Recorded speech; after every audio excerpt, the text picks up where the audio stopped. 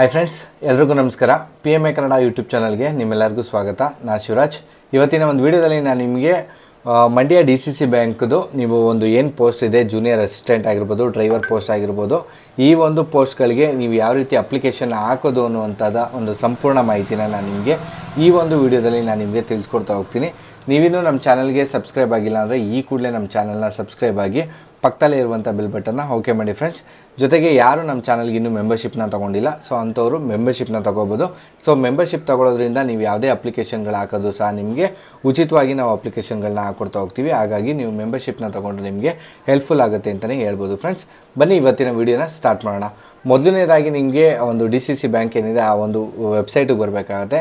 ವೆಬ್ಸೈಟಿಗೆ ಬರ್ತಿದ್ದಂಗೆ ನಿಮಗೆ ಇಲ್ಲಿ ರಿಕ್ರೂಟ್ಮೆಂಟ್ ಅಂತ ಏನು ತೋರಿಸಿದೆ, ಅದರಲ್ಲಿ ನಿಮಗೆ ಜೂನಿಯರ್ ಅಸಿಸ್ಟೆಂಟ್ ಮತ್ತು ಡ್ರೈವರ್ ಅಟೆಂಡರ್ ಪೋಸ್ಟ್ ಅಂತ ಏನು ಕಾಣ್ತಾ ಇದೆ, ಇಲ್ಲಿ ತೋರಿಸ್ತಾ ಇದ್ದೀನಿ ನೋಡ್ಕೊಳ್ಳಿ. ಈ ಒಂದು ಆಪ್ಷನ್ ಏನು ಕಾಣ್ತಾ ಇದೆ ಇದ್ರ ಮೇಲೆ ನೀವು ಕ್ಲಿಕ್ ಮಾಡಬೇಕಾಗತ್ತೆ. ಕ್ಲಿಕ್ ಮಾಡಿದ್ಮೇಲೆ ನಿಮಗೆ ಆ ಒಂದು ವೆಬ್ಸೈಟಿಗೆ ಸಂಬಂಧಪಟ್ಟಂಗೆ ನಿಮಗೆ ಆ ಒಂದಷ್ಟು ಡೀಟೇಲ್ಸ್ಗಳೆಲ್ಲ ಕೇಳ್ತಾ ಇರುತ್ತೆ. ನೀವು ರಿಜಿಸ್ಟರ್ ಆಗಿದ್ರೆ ಇಲ್ಲ ಅನ್ನೋಂಥ ಸಂಪೂರ್ಣವಾಗಿ ಇಲ್ಲಿ ನಾನು ನಿಮ್ಗೆ ತೋರಿಸ್ಕೊಡ್ತೀನಿ ನೋಡಿ. ಇಲ್ಲಿ ನೋಟಿಫಿಕೇಷನ್ ಏನಿದೆ, ಈ ಒಂದು ನೋಟಿಫಿಕೇಷನ್ನ ಚೆಕ್ಔಟ್ ಮಾಡ್ಕೋಬೋದು. ಸೊ ಈ ಒಂದು ನೋಟಿಫಿಕೇಷನಲ್ಲಿ ನಿಮಗೆ ಸಂಪೂರ್ಣ ಮಾಹಿತಿನ ನಾನು ನಿಮಗೆ ಲಾಸ್ಟ್ ವೀಡಿಯೋದಲ್ಲಿ ತಿಳಿಸ್ಕೊಟ್ಟಿದ್ದೆ.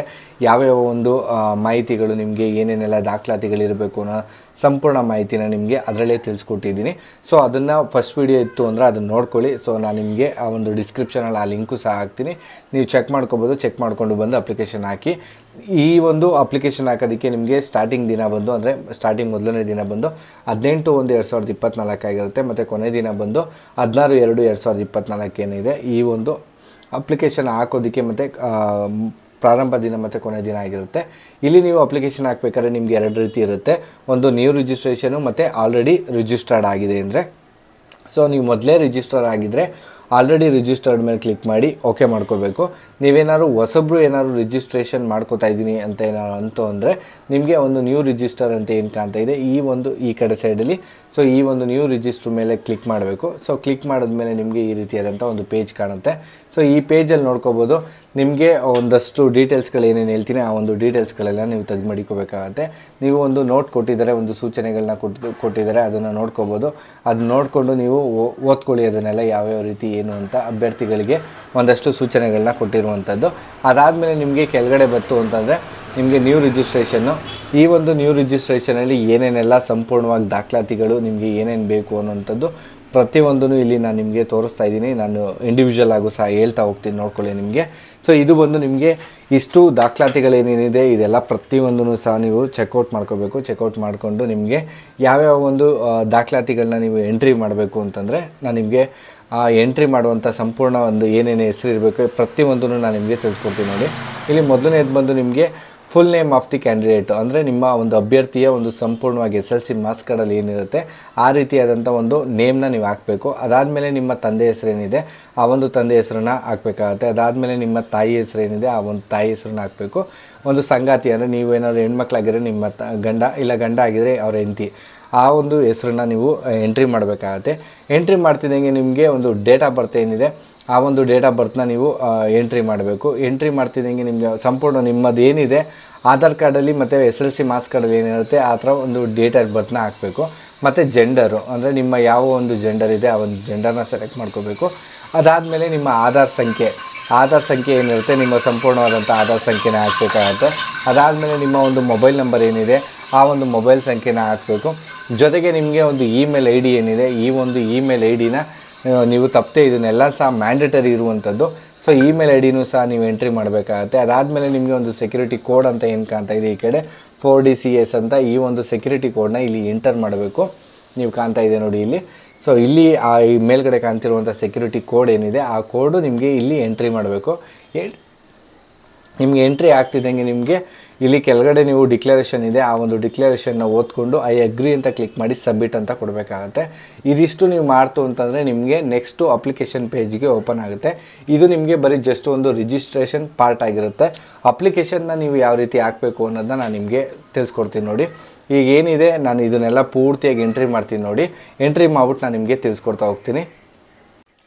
ಫುಲ್ಲಾಗಿ ನಿಮಗೆ ಇದೊಂದೆಲ್ಲ ಒಂದು ಡೀಟೇಲ್ಸ್ ಎಲ್ಲ ನಾನು ಎಂಟ್ರಿ ಮಾಡ್ತಾ ಇದ್ದೀನಿ. ಸೊ ಇದೆಲ್ಲ ನಿಮಗೆ ಮಂಕಾಗಿ ಕಾಣುತ್ತೆ, ಬಿಕಾಸ್ ಯಾಕೆಂದರೆ ನಿಮಗೆ ಒಂದು ಸೆಕ್ಯೂರಿಟಿ ಪರ್ಪಸ್ ಏನಿದೆ ಆ ಒಂದು ಸೆಕ್ಯೂರಿಟಿ ಪರ್ಪಸ್ಗೋಸ್ಕರ ಇದೆಲ್ಲ ಮಂಕಾಗಿ ಕಾಣುತ್ತೆ. ಹಾಗಾಗಿ ಸೊ ನೀವು ಇಲ್ಲಿ ಏನು ಕಾಣ್ತಾ ಇದೆ, ನಾನು ನಿಮಗೆ ಏನೇನು ಹೇಳಿದೆ ಅದು ಫಸ್ಟನ್ನೆಲ್ಲ ಎಂಟ್ರಿ ಮಾಡಿ ಸಬ್ಮಿಟ್ ಕೊಡಬೇಕಾಗತ್ತೆ. ಸಬ್ಮಿಟ್ ಆದಮೇಲೆ ನಿಮಗೆ ಅಪ್ಲಿಕೇಶನ್ ಫಾರ್ಮ್ ಈ ರೀತಿ ಓಪನ್ ಆಗುತ್ತೆ. ಓಪನ್ ಆಗ್ತಿದ್ದಂಗೆ ನೀವು ನೋಡ್ಕೋಬೋದು, ಅಭ್ಯರ್ಥಿಯ ಪೂರ್ಣ ಹೆಸರು ಆಟೋಮೆಟಿಕ್ಕಾಗಿ ಬಂದಿರುತ್ತೆ, ಹುಟ್ಟಿದ ದಿನಾಂಕ, ತಂದೆ ಹೆಸರು, ತಾಯಿ ಹೆಸರು, ಇದೆಲ್ಲ ಪ್ರತಿಯೊಂದು ಏನಿದೆ ಈ ಒಂದು ಡೀಟೇಲ್ಸ್ಗಳೆಲ್ಲ ನಿಮಗೆ ಪರ್ಸನಲ್ ಇನ್ಫಾರ್ಮೇಷನ್ ಅಂತಾರೆ. ಸೊ ಈ ಒಂದು ಪರ್ಸನಲ್ ಇನ್ಫಾರ್ಮೇಷನ್ ಎಲ್ಲ ನಿಮಗೆ ಆಲ್ರೆಡಿ ಎಂಟ್ರಿ ಆಗಿರುತ್ತೆ. ನೀವಿಲ್ಲಿ ನಿಮ್ಮ ಕಾಂಟ್ಯಾಕ್ಟ್ ಡೀಟೇಲ್ಸ್ ಏನಿದೆ ಈ ಒಂದು ಕಾಂಟ್ಯಾಕ್ಟ್ ಡೀಟೇಲ್ಸ್ನ ನೀವು ಎಂಟ್ರಿ ಮಾಡಬೇಕು. ಇದು ಯಾವುದು ಅಂತಂದರೆ ನಿಮ್ಮ ಒಂದು ಮನೆ ನಂಬರ್ ಆಗಿರ್ಬೋದು, ನಿಮ್ಮ ಬಿಲ್ಡಿಂಗ್ ಆಗಿರ್ಬೋದು, ಈ ಒಂದು ಡೀಟೇಲ್ಸ್ಗಳು ಮತ್ತು ನಿಮ್ಮ ಒಂದು ಸಂಪೂರ್ಣವಾದಂಥ ಏನಿದೆ ಸೊ ಆ ಒಂದು ಪಿನ್ ಕೋಡು, ಜಿಲ್ಲೆ, ಕಸ್ಬಾ ಎಲ್ಲ ಪ್ರತಿಯೊಂದನ್ನು ಎಂಟ್ರಿ ಮಾಡ್ಕೋಬೇಕು. ಎಂಟ್ರಿ ಮಾಡಿದ್ಮೇಲೆ ನಿಮಗೆ ಇಲ್ಲಿ ಕನ್ನಡ ಭಾಷೆಗೆ ಓದೋಕ್ಕೆ ಮತ್ತು ಮಾತಾಡೋಕ್ಕೆ ಬರುತ್ತಾ ಅಂತ ಕೇಳುತ್ತೆ, ಎಸ್ ಅಂತ ಕೊಡಿ. ನಿಮ್ಮ ರಾಷ್ಟ್ರೀಯತೆ ಯಾವುದು ಅಂತ ಕೇಳುತ್ತೆ, ಸೊ ನಿಮ್ಮ ರಾಷ್ಟ್ರೀಯತೆಯನ್ನು ನೀವು ಸೆಲೆಕ್ಟ್ ಮಾಡ್ಕೋಬೇಕಾಗತ್ತೆ. ಅದಾದಮೇಲೆ ನಿಮ್ಮ ಧರ್ಮ ಅಂತ ಕೇಳುತ್ತೆ, ನಿಮ್ಮ ಧರ್ಮನ ಸೆಲೆಕ್ಟ್ ಮಾಡ್ಕೋಬೇಕು. ಅದಾದಮೇಲೆ ನಿಮ್ಮ ಒಂದು ಉದ್ಯೋಗ ಏನು ಮಾಡ್ತಾ ಇದ್ದೀರಾ ಉದ್ಯೋಗ ಅಂತ ಕೇಳುತ್ತೆ, ಆ ಒಂದು ಉದ್ಯೋಗನ ನೀವು ಸೆಲೆಕ್ಟ್ ಮಾಡ್ಕೋಬೇಕು. ಸೆಲೆಕ್ಟ್ ಮಾಡ್ಕೋತಿದ್ದಂಗೆ ನಿಮ್ಮದೊಂದು ಫೋಟೋ ಏನಿದೆ ಆ ಒಂದು ಫೋಟೋನ ಅಪ್ಲೋಡ್ ಮಾಡಬೇಕಾಗತ್ತೆ. ಅದಾದಮೇಲೆ ನಿಮ್ಮ ಒಂದು ಸಿಗ್ನೇಚರ್ ಏನಿದೆ ಆ ಒಂದು ಸಿಗ್ನೇಚರ್ನೂ ಸಹ ನೀವು ಅಪ್ಲೋಡ್ ಮಾಡಬೇಕಾಗತ್ತೆ. ಅಪ್ಲೋಡ್ ಮಾಡ್ತಿದ್ದಂಗೆ ನಾನು ನಿಮಗೆ ಇಲ್ಲಿ ನೋಡ್ಕೋಬೋದು. ನೆಕ್ಸ್ಟು ನಿಮ್ಮ ಒಂದು ಏನು ಸೈಜ್ ಹೇಳಿದರೆ ಆ ಒಂದು ಸೈಜಲ್ಲಿ ಅಪ್ಲಿಕೇಶನ್ದು ಅದು ಅಪ್ಲೋಡ್ ಮಾಡಿದ್ಮೇಲೆ ನಿಮಗೆ ಒಂದು ನಿಮ್ಮ ಒಂದು ಕ್ವಾಲಿಫಿಕೇಷನ್ ಏನಿದೆ ಆ ಒಂದು ಕ್ವಾಲಿಫಿಕೇಷನ್ ಕೇಳ್ತಾ ಇರುವಂಥದ್ದು, ಆ ಒಂದು ಕ್ವಾಲಿಫಿಕೇಷನ್ನ ನೀವು ಎಂಟ್ರಿ ಮಾಡಬೇಕಾಗತ್ತೆ. ಅದಾದಮೇಲೆ ಯಾವ ಒಂದು ಇಯರಲ್ಲಿ ನೀವು ಪಾಸ್ ಆದ್ರಿ ಅನ್ನುವಂಥದ್ದು ಅದನ್ನು ಸೆಲೆಕ್ಟ್ ಮಾಡ್ಕೋಬೇಕು. ಅದಾದಮೇಲೆ ನಿಮ್ಮ ಒಂದು ಯಾವ ಒಂದು ಬೋರ್ಡಿಂದ ನೀವು ಪಾಸ್ ಆಗಿದ್ದೀರಾ ಆ ಪಾಸ್ ಆಗಿರುವಂಥ ಒಂದು ಬೋರ್ಡ್ ಏನಿದೆ ಆ ಒಂದು ಬೋರ್ಡ್ ನೇಮ್ನ ನೀವು ಎಂಟರ್ ಮಾಡಬೇಕು. ಅದಾದಮೇಲೆ ನಿಮಗೆ ಪಕ್ಕದಲ್ಲಿರುವಂಥ ಒಂದು ರಿಜಿಸ್ಟರ್ ನಂಬರ್ ಅಂತ ಏನು ಕಾಣ್ತಾ ಇದೆ ಸೊ ಆ ಒಂದು ರಿಜಿಸ್ಟರ್ ನಂಬರ್ನ ಹಾಕಬೇಕು. ನಿಮಗೆ ಬೋರ್ಡ್ ಅಂದರೆ ಬೇರೆ ಏನಿಲ್ಲ, SSLC ಬೋರ್ಡು ಮತ್ತು PUC ಬೋರ್ಡ್ ಅಂತ ಏನಿರುತ್ತೆ ಆ ಒಂದು SSLC PUC ಬೋರ್ಡ್ ಆಗಿರುವಂಥದ್ದು. ಸೊ ಅದನ್ನು ನೀವು ನೋಡಿಕೊಂಡು ಹಾಕೋಬೋದಾಗಿರುತ್ತೆ.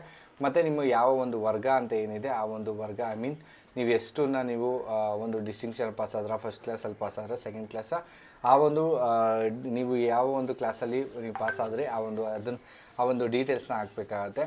ಅದಾದಮೇಲೆ ನಿಮಗೆ ಎಷ್ಟು ಅಂಕಗಳನ್ನ ನೀವು ಗಳಿಸಿದ್ರಿ ಮತ್ತು ನೀವು ಎಷ್ಟು ಅಂಕಗಳು ಒಂದು ಟೋಟಲ್ ಮಾರ್ಕ್ಸ್ ಎಷ್ಟಿತ್ತು ಮತ್ತು ನೀವು ಎಷ್ಟು ಅಂಕ ಗಳಿಸಿದ್ರಿ ಅಂತ ಹಾಕಿದ್ರೆ ಅಲ್ಲೇ ನಿಮಗೆ ಪರ್ಸೆಂಟೇಜ್ ಬರುವಂಥದ್ದು. ಅದಾದಮೇಲೆ ನಿಮಗೆ ಕೆಳಗಡೆ ನಿಮ್ಮ ಒಂದು ಕಂಪ್ಯೂಟರ್ ನಾಲೆಜ್ ಡೀಟೇಲ್ಸ್ ಅಂತ ಏನಿದೆ ಈ ಒಂದು ಕಂಪ್ಯೂಟರ್ ನಾಲೆಜ್ ಡೀಟೇಲ್ಸ್ನ ನೀವು ಎಂಟ್ರಿ ಮಾಡ್ಕೋಬೇಕು. ಎಸ್ ಅಂತಂದರೆ ಎಸ್, ಇಲ್ಲ ಅಂತ ಇದ್ದರೆ ನೋ ಅಂತ ಕೊಡಬೇಕಾಗತ್ತೆ. ನೀವು ಯಾವ್ದಾದ್ರು ಮೀಸಲಾತಿ ಕಟ್ತೀರಾ ಅಂದರೆ ಮೀಸಲಾತಿನ ಸೆಲೆಕ್ಟ್ ಮಾಡ್ಕೋಬೇಕು. ಯಾವ ಒಂದು ಮೀಸಲಾತಿ ಬರ್ತೀರಾ, ನೀವು ಜನರಲ್ಲ, ಇಲ್ಲ SC STನ, ಇಲ್ಲ ಕ್ಯಾಟಗರಿ 1 ಇಲ್ಲ 2A 2B ಈ ಥರ ಯಾವ ಒಂದು ಕ್ಯಾಟಗರಿ ಇರುತ್ತೆ ಆ ಒಂದು ಕ್ಯಾಟಗರಿನ ಸೆಲೆಕ್ಟ್ ಮಾಡ್ಕೋಬೇಕು. ಸೆಲೆಕ್ಟ್ ಮಾಡ್ತಿದ್ದಂಗೆ ನಿಮಗೆ ಸಬ್ ಕ್ಯಾಸ್ಟ್ ಕೇಳ್ತಾ ಹೋಗುತ್ತೆ. ಆ ಒಂದು ಸಬ್ ಕ್ಯಾಸ್ಟು ನಿಮ್ಮದು ಯಾವುದಿರುತ್ತೆ ಆ ಒಂದು ಸಬ್ ಕ್ಯಾಸ್ಟ್ನ ನೋಡ್ಕೋಬೇಕು. ನೋಡಿಕೊಂಡು ಆ ಸಬ್ ಕ್ಯಾಸ್ಟ್ನ ನೀವು ಎಂಟ್ರಿ ಮಾಡಬೇಕು. ಎಂಟ್ರಿ ಮಾಡ್ತಿದ್ದಂಗೆ ನಿಮಗೆ ಒಂದು ರೂರಲ್ ಕ್ಯಾಂಡಿಡೇಟ್ ಡೀಟೇಲ್ಸ್ಗಳು ಅಂದರೆ ನೀವು ಒಂದು ಗ್ರಾಮೀಣ ಪ್ರದೇಶದಲ್ಲಿ ಓದಿದರೆ ಎಸ್ ಅಂತ ಕೊಡಿ, ಎಸ್ ಅಂತ ಕೊಟ್ಟರೆ ಅದು ಡೀಟೇಲ್ಸ್ ಹಾಕಬೇಕಾಗತ್ತೆ. ಅದಾದಮೇಲೆ ಮತ್ತು ನೀವು ಕನ್ನಡ ಮಾಧ್ಯಮದಲ್ಲಿ ಓದಿದರೆ ಅದನ್ನು ಸಹ ಎಂಟ್ರಿ ಮಾಡ್ಕೋಬೇಕು. ನಿಮಗೇನಾದ್ರು ಒಂದು ಅಂಗವಿಕಲತೆ ಇತ್ತು ಅಂತಂದರೆ ಎಸ್ ಅಂತ ಕೊಡಿ, ಇಲ್ಲಾಂದರೆ ನೋ ಅಂತ ಕೊಡಿ. ಸೊ ಇದ್ದರೆ ನಿಮ್ಮ ಡೀಟೇಲ್ಸ್ಗಳೆಲ್ಲ ಅದನ್ನೆಲ್ಲ ಹಾಕಬೇಕಾಗತ್ತೆ. ಹಾಗಾಗಿ ಸೊ ನೀವೇನೇನು ಡೀಟೇಲ್ಸ್ಗಳನ್ನ ಕೊಡ್ತಾ ಇರ್ತೀರೋ ಅದನ್ನೆಲ್ಲ ನೋಡಿಕೊಂಡು ಕೊಡಬೇಕಾಗತ್ತೆ. ಮತ್ತು ನೀವು ಮಾಜಿ ಸೈನಿಕರು ಏನಾರು ಆಗಿತ್ತು ಅಂತಂದರೆ ಅದನ್ನು ಕ್ಲೈಮ್ ಮಾಡೋರು ಎಸ್ ಅಂತ ಕೊಡಿ, ಇಲ್ಲ ಅಂದರೆ ನೋ ಅಂತ ಕೊಡಿ. ನೀವೇ ಯೋಜನಾ ನಿರಾಶ್ರಿತರಿಂದ ಅಭ್ಯರ್ಥಿಗಳೇನೇ ಆಗಿದ್ರೆ ಅದು ಎಸ್ ಆರ್ ನೋ ಅಂತ ಏನಿದೆ ಅದನ್ನು ಕೊಟ್ಕೊಂಡಾದಮೇಲೆ ನಿಮಗೆ ಒಂದು ಫೋಟೋ ಮತ್ತು ಸಿಗ್ನೇಚರ್ ಏನಿದೆ ಈ ಒಂದು ಫೋಟೋ ಸಿಗ್ನೇಚರು ಮತ್ತು SLC marks card, PUC marks card ಏನಿರುತ್ತೆ ಅವರು ಒಂದು ಎಷ್ಟು ಒಂದು KB ಸೆಲೆಕ್ಟ್ ಮಾಡಿರ್ತಾರೆ ಅಂದರೆ ಅದು ಒಂದು ಎಷ್ಟು MB ಅಂತ ಇರುತ್ತೆ ಆ ಒಂದು MB ಅಷ್ಟೇ ನೀವು ಆ ಒಂದು ಫೈಲ್ನ ನೀವು ಕಂಪ್ರೆಸ್ ಮಾಡ್ಕೋಬೇಕು. ಕಂಪ್ರೆಸ್ ಮಾಡಿಕೊಂಡು ನೀವು ಯಾವ್ಯಾವ ದಾಖಲಾತಿ ಇರುತ್ತೆ ಆ ದಾಖಲಾತಿಗಳೆಲ್ಲ ನೀವು ಎಂಟ್ರಿ ಮಾಡಬೇಕಾಗತ್ತೆ. ಸೊ ನಾನು ನಿಮಗೆ ಅವರ ಒಂದು ಫೋಟೋ ಆಗಿರ್ಬೋದು ಮತ್ತು ಒಂದು SLC ಅಂಕಪಟ್ಟಿ ಆಗಿರ್ಬೋದು ಮತ್ತು PUC ಅಂಕಪಟ್ಟಿ ಆಗಿರ್ಬೋದು, ಅದ್ರ ಜೊತೆಗೆ ಅವ್ರೇನಾದ್ರು ಕಂಪ್ಯೂಟರ್ ಸರ್ಟಿಫಿಕೇಟ್ ಏನೋ ಇತ್ತು ಅಂತಂದರೆ ಆ ಒಂದು ಕಂಪ್ಯೂಟರ್ ಸರ್ಟಿಫಿಕೇಟದು ಸಹ ನೀವು ಏನಿದೆ ಆ ಒಂದು ಕಂಪ್ಯೂಟರ್ ಸರ್ಟಿಫಿಕೇಟ್ನು ನೀವು ಅಪ್ಲೋಡ್ ಮಾಡಬೇಕು. ಅಪ್ಲೋಡ್ ಮಾಡ್ತಿದ್ದಂಗೆ ನಿಮ್ಮ ಒಂದು ಕ್ಯಾಸ್ಟ್ ಸರ್ಟಿಫಿಕೇಟ್ ಏನಿರುತ್ತೆ ಆ ಒಂದು ಕ್ಯಾಸ್ಟ್ ಸರ್ಟಿಫಿಕೇಟ್ನು ಸಹ ಅಪ್ಲೋಡ್ ಮಾಡ್ಕೋಬೇಕು. ಇದಿಷ್ಟು ಫುಲ್ಲಾಗಿ ನೀವು ಒಂದು ನಿಮ್ಮದೇನಿರುತ್ತೆ ಇನ್ಕಮ್ ಕ್ಯಾಸ್ಟ್ ಎಲ್ಲ ಪ್ರತಿಯೊಂದು ನೀವು ಅಪ್ಲೋಡ್ ಮಾಡ್ಕೊಳ್ಳಿ. ಅಪ್ಲೋಡ್ ಮಾಡ್ಕೊತಿದ್ದಂಗೆ ಫುಲ್ ಡೌನಲ್ಲಿ ಬರಬೇಕಾಗತ್ತೆ. ಡೌನ್ಲೋಡ್ ಬಂದು ನೀವು ನೋಡ್ಕೋಬೋದು ಎಲ್ಲ ಸರಿ ಇದೆಯಾ ಅಂತ ಚೆಕ್ ಮಾಡಿಕೊಂಡು ಸಬ್ಮಿಟ್ ಅಂತ ಏನಿದೆ ಈ ಒಂದು ಸಬ್ಮಿಟ್ ಬಟನ್ ಮೇಲೆ ಕ್ಲಿಕ್ ಮಾಡಬೇಕಾಗತ್ತೆ. ಸಬ್ಮಿಟ್ ಬಟನ್ ಮೇಲೆ ಕ್ಲಿಕ್ ಮಾಡ್ತಿದ್ದಂಗೆ ಫೈನಲ್ ಆಗಿ ನಿಮ್ಮ ಎಲ್ಲ ಡೀಟೇಲ್ಸ್ಗಳು ಸರಿ ಇದೆಯಾ ಅಂತ ಒಂದ್ಸಲಿ ಫುಲ್ಲಾಗಿ ಚೆಕ್ ಮಾಡ್ಕೊಳ್ಳಿ. ನಿಮ್ಮ ಹೆಸರು ಆಗಿರ್ಬೋದು, ಕಾಂಟ್ಯಾಕ್ಟ್ ಡೀಟೇಲ್ಸ್ ಆಗಿರ್ಬೋದು, ಪರ್ಮನೆಂಟ್ ಅಡ್ರೆಸ್ ಆಗಿರ್ಬೋದು, ಕಂಪ್ಯೂಟರ್ ಡೀಟೇಲ್ಸ್ ಆಗಿರ್ಬೋದು, ರಿಟರ್ನ್ ಟೆಸ್ಟ್ ಆಗಿರ್ಬೋದು, ಕ್ಯಾಟಗರಿ ಡೀಟೇಲ್ಸ್ ಆಗಿರ್ಬೋದು, ಒಂದು ಕನ್ನಡ ಮಾಧ್ಯಮದಲ್ಲಿ ಹೋಗಿರುವಂಥದ್ದು, ಇದೆಲ್ಲ ನೋಡಿಕೊಂಡು ನೀವು ಇಲ್ಲಿ ಅಗ್ರಿ ಕೊಟ್ಟು ಸಬ್ಮಿಟ್ ಕೊಡಬೇಕಾಗತ್ತೆ. ಇದಿಷ್ಟೇ ಫ್ರೆಂಡ್ಸ್ ಈ ಒಂದು DCC ಬ್ಯಾಂಕ್ಗೆ ಅಪ್ಲೈ ಮಾಡುವಂಥದ್ದು. ಈ ಒಂದು ವಿಡಿಯೋ ನಿಮ್ಗೆ ಇಷ್ಟ ಆಗಿತ್ತು ಅಂದರೆ ಒಂದು ಲೈಕ್ ಮಾಡಿ. ನಮ್ಮ ಚಾನಲ್ಗೆ ಇನ್ನೂ ಸಬ್ಸ್ಕ್ರೈಬ್ ಆಗಿಲ್ಲ ಅಂದರೆ ಈ ಕೂಡಲೇ ನಮ್ಮ ಚಾನಲ್ನ ಸಬ್ಸ್ಕ್ರೈಬ್ ಆಗಿ. ಈ ವಿಡಿಯೋನ ಸಾಧ್ಯ ಆದಷ್ಟು ನಿಮ್ಮ ಫ್ರೆಂಡ್ಸ್ ಫ್ಯಾಮಿಲಿ ಯಾರಿದ್ದಾರೆ ಅಂಥವ್ರಿಗೆ ಶೇರ್ ಮಾಡಿ ಫ್ರೆಂಡ್ಸ್. ವಿಡಿಯೋ ನೋಡಿದ್ದಕ್ಕೆ ಎಲ್ಲರಿಗೂ ಧನ್ಯವಾದ. Thank you so much.